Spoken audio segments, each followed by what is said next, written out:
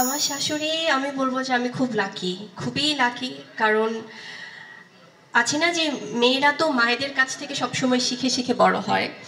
So প্রতিনিয়ত আমি যেহেতু আমার ফ্যামিলির সবার ছোট, আমার মা কখনো ওই রান্না বান্না বা কোনো কিছু করতে দিতে চায় না, কারণ ভাবে যে মেয়েরা তো শ্বশুরবাড়ি যেয়ে তো কাজ করবেই। কিন্তু সব কিছু শিখিয়েছে, কারণ মেয়ে মানুষ মানেই রান্না জানতে হবে definitely. So I love to cook. আর শাশুড়ির কাছ থেকে প্রতিনিয়তই শিখি। উনি ঠিক সেই আমার ফ্যামিলির ছোট মেয়েটার মতোই আমাকে একদম বাচ্চার মতো করেই ট্রিট করে।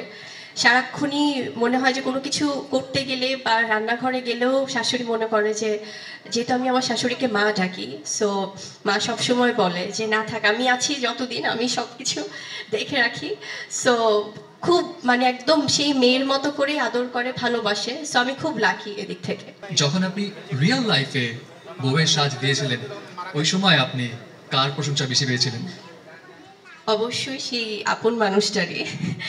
সো ডেফিনেটলি, কারণ হয় কি নিজের কাছে নিজের পরিবারের মানুষদের অ্যাপ্রিসিয়েশনের বাইরে তো আর কিছু না। এক্স্যাক্টলি। তো অবশ্যই যখন নিজের ভালোবাসার মানুষটা অনেক বেশি প্রশংসা করে, সেটা বিয়ের দিন হোক বা তারপরে, শুধু বিয়ের দিন প্রশংসা করে শেষ করে ফেলবে তা না, সারা জীবনে প্রশংসা করতে হবে। সো সেটা বরাবরই পাই।